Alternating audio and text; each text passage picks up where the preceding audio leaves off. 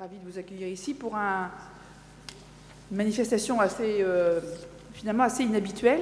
Enfin, inhabituelle sur les personnels médicaux, parce que sur les sujets qu'on va traiter, en réalité, les choses se traitent plus ou moins bien, mais se traitent pour l'ensemble des personnels. Et c'est vrai que le sujet pour les personnels médicaux, de leur qualité de vie au travail et de leurs risques psychosociaux, est un sujet que je qualifierais en termes de politique publique d'émergent. Voilà. Donc, je vous accueille très volontiers à Lyon, pas à l'ARS, mais par l'ARS Auvergne-Rhône-Alpes. Je remercie évidemment Daniel Toupillet, qui interviendra tout à l'heure, d'être avec nous cet après-midi. Vous n'aurez pas pu tenir cette manifestation sans elle. Et donc, je vous remercie tous de votre présence et de votre participation à ce premier séminaire. C'est donc le premier, régional et relatif à la gestion des ressources humaines des médecins hospitaliers. Je veux d'abord remercier plus particulièrement les intervenants qui vont nous faire part de leur éclairage sur le sujet, et je voudrais remercier aussi les membres du bureau de la commission régionale paritaire, sur laquelle justement je voudrais commencer par dire quelques mots au titre de cette introduction. La CRP, commission régionale paritaire, est en particulier dans cette région, qui est celle que je connais au titre de la santé, l'instance représentative des personnels médicaux et des établissements de santé. Elle date de 2007, elle a été renouvelée par le décret du 20 septembre de 2013, et cette étape de rénovation a visé à consolider ses missions et donc à les redévelopper et à en modifier la composition. La composition s'est élargie, elle est passée de 16 à 24 membres avec l'ajout d'une 5e intersyndicale et avec l'introduction d'une représentation des jeunes et futurs professionnels. Cette CRP, Commission régionale paritaire, a été installée sur le territoire rhône-alpin dans sa nouvelle configuration le 3 avril 2014. C'est évidemment fortuit, c'était le lendemain de mon arrivée à Lyon. Sa composition sera prochainement revue afin de prendre en compte évidemment la nouvelle configuration de la région Auvergne-Rhône-Alpes, puisque, comme vous le savez, évidemment, petit à petit, pas à pas, étape par étape, on unifie toutes les structures entre Auvergne et Rhône-Alpes. On commence déjà à en avoir un sacré stock et on continue. En 2013, les missions de la CRP ont été élargies et réorientées pour faire de la commission régionale une instance de dialogue social, vraiment au niveau régional, placée sous l'égide de l'ARS. Elle était auparavant centrée sur l'organisation de la permanence des soins et sur le suivi des emplois médicaux, notamment en lien avec la recomposition de l'offre de soins, et elle a été progressivement réorientée vers un rôle d'instance de réflexion et de proposition dans le domaine des ressources humaines médicales, avec en particulier comme nouvelle mission des travaux sur des actions de gestion prévisionnelle des métiers, de gestion prévisionnelle des compétences des personnels médicaux, et des travaux sur des actions d'amélioration de l'attractivité de l'exercice des professions médicales dans les établissements publics de santé. Donc, dans ce cadre, contient encore une fois ce premier séminaire régional. Et donc, les thèmes abordés au cours de ce séminaire répondent aux récentes missions de la CRP, qui sont relatives à l'élaboration et à la diffusion de bonnes pratiques relatives à la santé au travail et à la prévention des risques psychosociaux des personnels médicaux.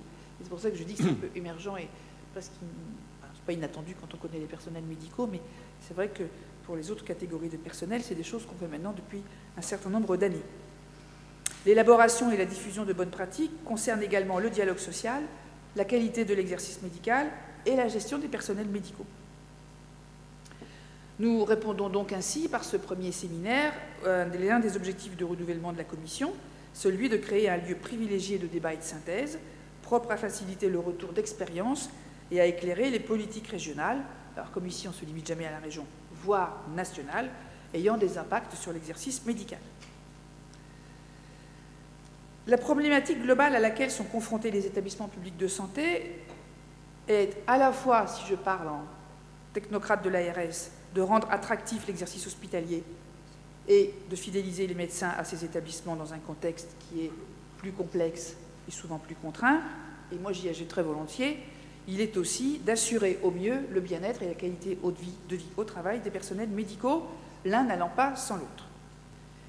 Les établissements publics de santé sont soumis simultanément à la rareté de certaines ressources médicales, à un cadre budgétaire qui, évidemment, s'affirme d'année en année, à des évolutions d'organisation de l'offre de soins territoriale et à des évolutions des modes de prise en charge au bénéfice du patient, en premier lieu le virage ambulatoire. Lorsque je fais cette énumération, en réalité, elle se ramène à deux grandes orientations qui sont la révolution des prises en charge avec les progrès et l'allègement des soins, en termes hospitaliers du terme, et puis les redéploiements que je qualifierais de financiers, parce que c'est comme ça que ça se traduit, mais qui sont en réalité une réorganisation liée au fait qu'il faut réorienter la chaîne du soin de proximité et de premier recours jusqu'à l'intervention extrêmement pointue, technologique, spécialisée, pour lesquels de nouveaux traitements, de nouveaux dispositifs, de nouveaux médicaments sont mis en place chaque année. Et évidemment, on n'est plus du tout dans un segment comme ça, on est dans un segment qui s'étend avec une nécessité de suivi au quotidien de personnes plus âgées, maladies chroniques, etc. Et par ailleurs, des interventions très pointues. C'est ça qui, alors même que l'enveloppe des dépenses de santé augmente, nécessite des redéploiements au sein de cette enveloppe qui font qu'effectivement, on a à faire en même temps le virage ambulatoire, l'impression, le fait de faire des redéploiements et donc à certains endroits de faire des économies, tout ça dans un contexte, je le disais, de ressources médicales délicat.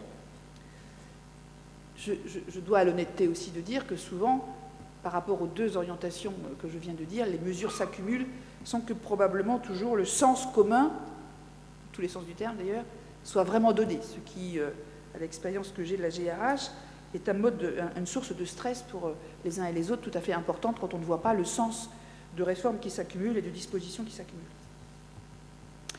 Dans ce contexte évolutif, les médecins hospitaliers relèvent d'un cadre statutaire, ce n'est pas à vous que je vais l'apprendre, qui est fixé réglementairement et qui s'impose à l'établissement.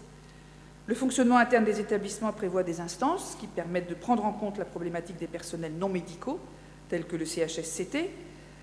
Ces instances ne sont pas communes aux professionnels médicaux et non médicaux.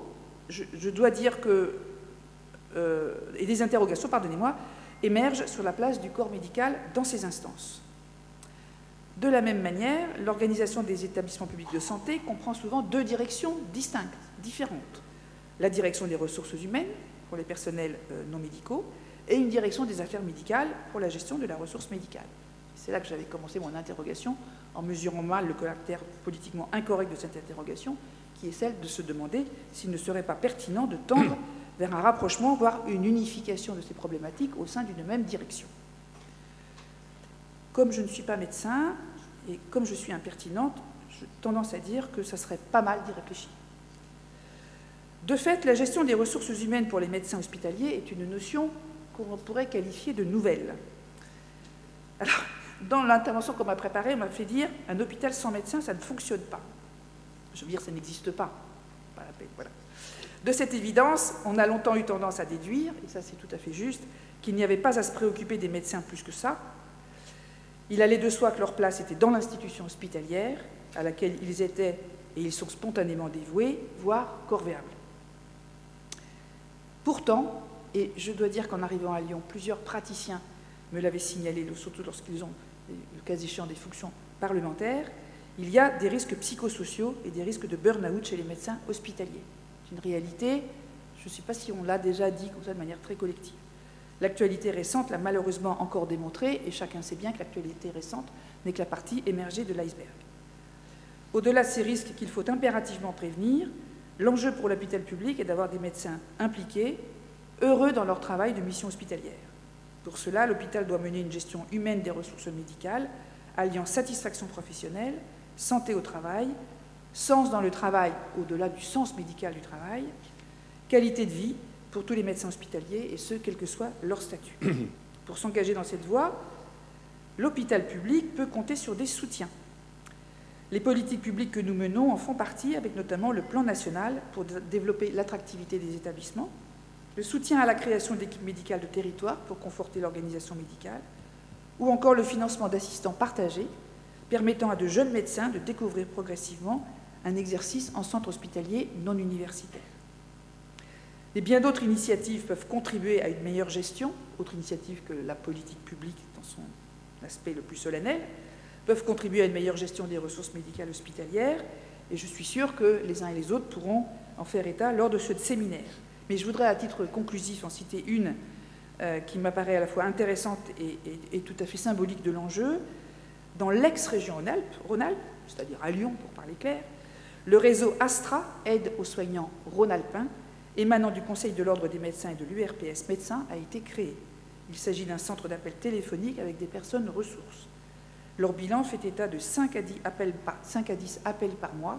30% de ces appels viennent des praticiens hospitaliers. Je vous remercie donc encore d'être venus, encore une fois, à ce premier séminaire, qui sera sûrement suivi d'autres. Ce thème va, j'en doute pas un seul instant, se développer progressivement.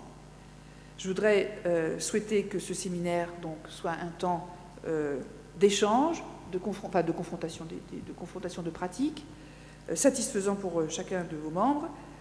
Au cours des 2 tables rondes, des interventions sont prévues et j'espère qu'elles permettront, puisque alors on peut peut-être regretter qu'on ne soit pas assez nombreux, mais en même temps, ça va nous permettre d'avoir un échange plus direct et une séance de travail tout aussi fructueuse.